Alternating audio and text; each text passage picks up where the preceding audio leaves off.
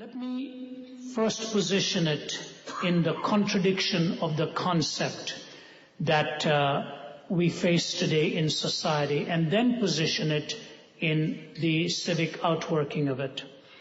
I was at Ohio State University doing an open line radio program with Hugh Ross, the astrophysicist.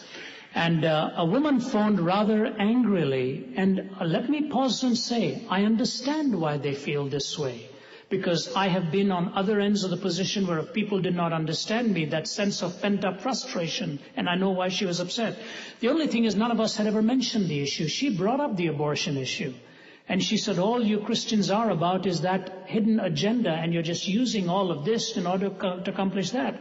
I said, ma'am, we haven't even talked about it. I don't know why you say that. And the idea of a hegemony and all was introduced.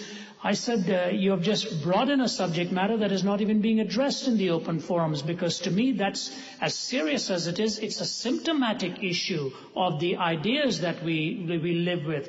We wrestle with the ideas. The particulars and the symptoms are many, not just one. I said, but seeing you brought this question up, I'd like to ask you a question. I said, why are you for it? And she said, it is my moral right. I said, all right, then respond to me this way. I said, many times I stand on a university campus and somebody gives me an illustration like this.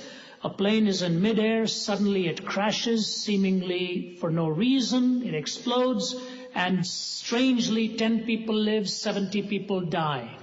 It's an act of God, according to the proverbial usage. And people say to me, what kind of a God is this? 70 die, 10 live. God is immoral in doing that. I said, now can you help solve this conundrum for me? If indeed that is an act of God, and 70 die and 10 live, and he made that choice for it to happen, you're calling his choice immoral. I said, when you have the opportunity to determine whether somebody lives within you or dies within you, you're calling it your moral right. I said, can you explain this conundrum for me? There was silence. We have to ask some very hard questions. I have written a paper that I'll be glad to present these options. There are only 4 possible options with what that child is in the mother's womb, as far as I know. That is something like it is alive and you don't know it. It is alive and you do know it. It is not alive and you don't know it. It is not alive and you do know it. Take those 4 options, and the best you can come out with is the possibility of criminal negligence, i.e., if you don't know where your 2-year-old boy is on a farm, would you go around with a pitchfork jamming it into a haystack, see if he's hiding there? Why? You would not want to risk hurting him.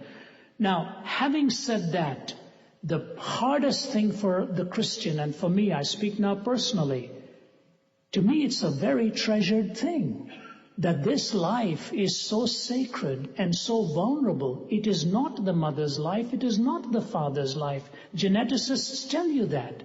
From the moment of that conception, this is a brand new entity. I do not know of geneticists anywhere who have said this is not a life. This is a completely different entity. I think what the world has to answer is, what are we going to do if that is a life and we are taking them up by the millions?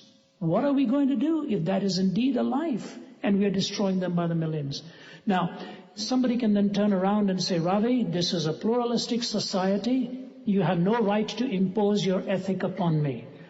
I accept that statement in 99 out of 100 times. Where I have the quandary is this: if indeed my responsibility in life is to guard the sanctity of another life, ought not I to do my best to protect that life too? How do we go about in a democratic society? Here is the hardest way for us to accept, I'm afraid. It is this: to change society from top down is always a temptation. But to change society the slow way of changing the hearts of men and women so that they will change the laws of the land is the way Christ has, I think, operated in history. As difficult as that is, and I know it's a divisive statement, I will do everything in my power to talk to every human being about the sanctity of that life. But I also recognize in a society where the person next to me has that freedom to make his or her decision, Jesus moved through the slow way of rebuilding a life. That's why there were many societal issues he did not directly address, because he wanted to change the heart of man. And let us never forget, he gave them a perfect law, and the country still went wild without a vision, went berserk. So that ultimately it is only the change of heart that can change society. You see, we can be very moral and still be morally lost. Jesus Christ did not come into this world to make bad people good. He came into this world to make dead people live. Those who are dead to God to be made alive to Him.